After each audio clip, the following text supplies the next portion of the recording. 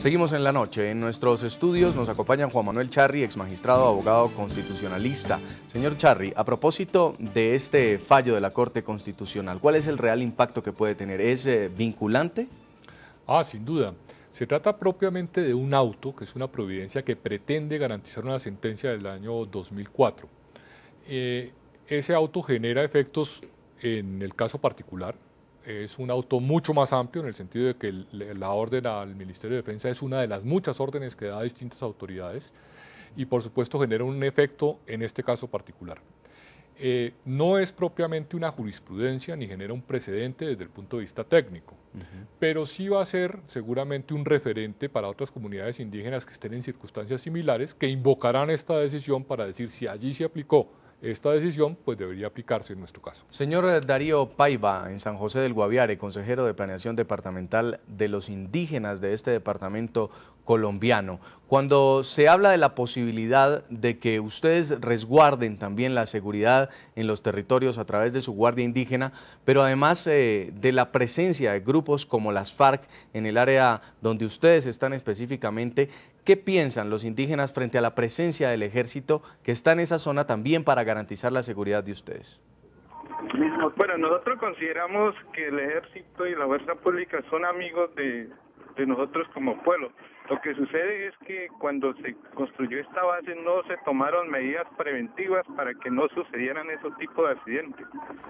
Y lo otro es que el resguardo es muy aledaño, digamos, al avance militar y a nosotros no albergamos ni se permite porque hay buena seguridad para que hayan grupos al margen de la ley.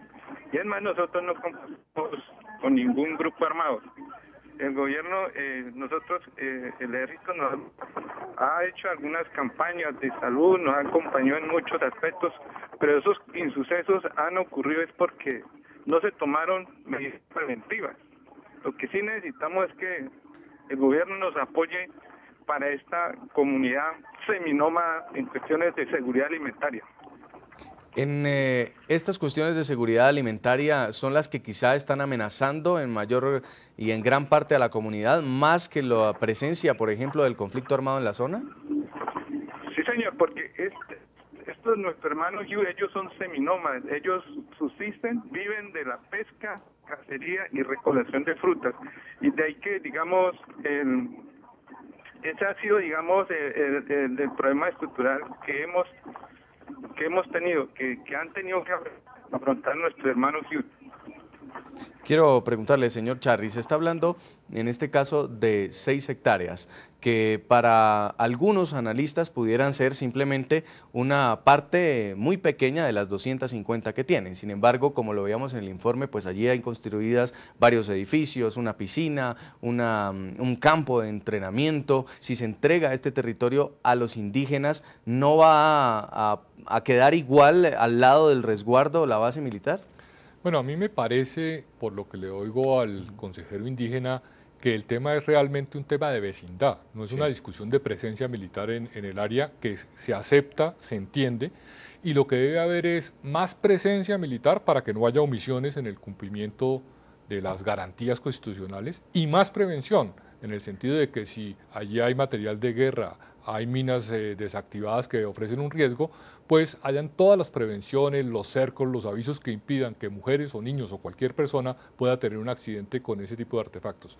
Señor defensor del pueblo, el ministro de Defensa de Colombia decía que la relación entre los indígenas y la fuerza pública en esta zona del país es una relación cordial y como lo escuchábamos justamente del señor Paiva, pues ellos se sienten protegidos por el ejército. Esta situación es distinta entonces a la que se está presentando en otro departamento como el departamento del Cauca, donde los indígenas exigen desmilitarización de los territorios. ¿Por qué este caso no es igual al del suroccidente de Colombia?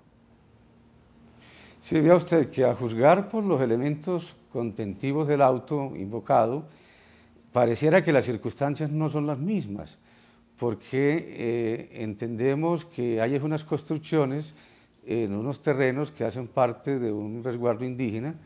En cambio, lo que ocurre en el departamento del Cauca pues no es lo mismo. Ahí nos están invocando circunstancias parecidas lo que tenemos entendido es que la discusión ha girado sobre la instalación en la cúspide de una montaña que las comunidades indígenas invocan como parte de su jurisdicción. Hay unas torres instaladas, entiendo que son unas torres de transmisión de radial o de televisión, pero las circunstancias no son las mismas. En el Guaviare se invoca unas construcciones que, según le oímos a las autoridades indígenas, están instaladas en terrenos que hacen parte de la jurisdicción del resguardo indígena. De suerte entonces que los elementos no parecen ser los mismos y en consecuencia uno pudiera concluir que el tratamiento que la Corte Constitucional le está dando al adoptar estas medidas de protección en el auto invocado, pues no guardan relación directa con las circunstancias que se puedan estar viviendo en los municipios del departamento del Cauca. Vamos con esto a una segunda pausa comercial en el programa La Noche y al regreso vamos a evaluar en profundidad este fallo de la Corte Constitucional y el significado que tiene a propósito de la situación en el Cauca, donde los indígenas Nasa exigen la desmilitarización de sus territorios.